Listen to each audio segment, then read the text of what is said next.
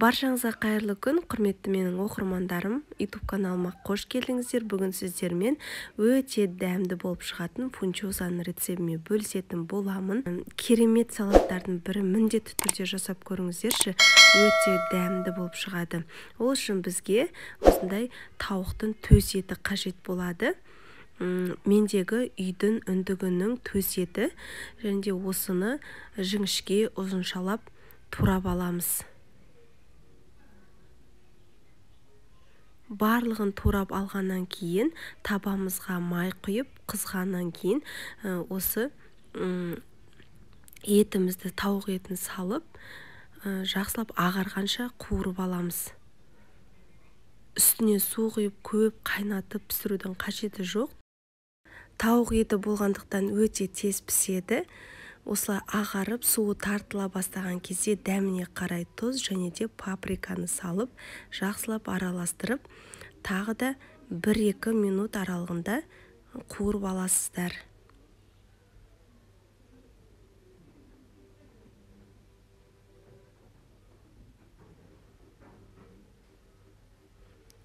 Одан кейін осындай ыдысымызға салып аламыз, және де табаны жуудың қажеті жоқ.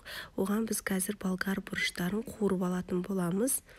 Болгар бұрыштарын осылай видеода көрсетілгендей ұзынша жіңішкелеп турайсыздар. Болгар бұрышының әр түсінен алған дұрыс. Осындай сары, қызыл, жасыл болса, бізде салатта әдемі көрінетін болады. Және де осындай қиярларымызды да солай видеода көрсетілгендей ұзыншалап тураймыз.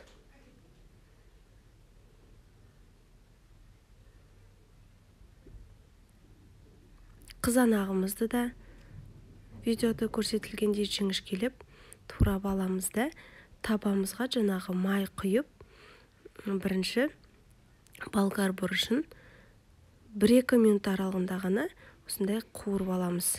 Кейін үстінен турап дайындап қойған қиярымыз бен қызанағымызды салып, араластырып, дәміне қарай тұзымызды қосамыз. Және де осындай соевый соус қосамыз. 2-3 қасық шамасында осындай соевый соусымызды қосып, араластырып, қатты отта 1-2 минут аралығында тез-тез қуырып аламыз. Осымен дайын, астын өшіреміз. Енді бізге фунчозаның лапшасын дайындау керек. Менде осындай майда лапшаның түрі. Мен осындай қазанға салып, үстінен ыстық су құйып, астын жағып, 3 минут аралығында қайнатып дайындап аламын. Өздеріңіз көріп отырғандай, осылай вилкамен кішкене ашып жібереміз араларын, бетін жабамыз да 1-2-3 минут аралығында қайнатамыз. Содан кейін осындай сүзіп аламыз да, тастай суда 3-4 рет шайып алыңыздар. Тастай суда, ыстық судан шығарғаннан кейін шайып аламыз. Міне шайып бәрін мен осылай дайындап алдым.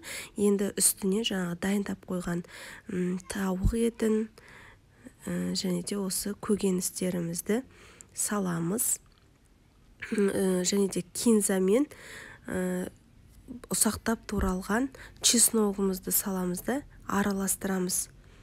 Мен кішкене үлкен ыдысқа салып алдым, ыңғайсыз болғаннан кейін осылай жақсылап араластырып, жетпей жатса кішкене осындай соевый соус құюға болады. Дәмін көресіздер, егер тұзы жеткіңкіремей жатса, тұз қоссаңыздар болады. Дастарханға салғанға және жегенге ыңғайлы болсын деп, осындай ас үй қайшысымен қырқып шықтым. Осымен біздің салатымыз дайын. Міндетті түрде жасап көруге кеңес беремін. Сіздердің отбасыларыңызда, балаларыңызда, қонақтарыңызда сүйіп жейтініне менің күмәнім жоқ. Өте дәмді әрі тез дайындалатын салаттардың бірі. Егер де видео ұнаса, лайк басып, каналыма тіркеліп, қоңырау белгісін басып қойыңыздар.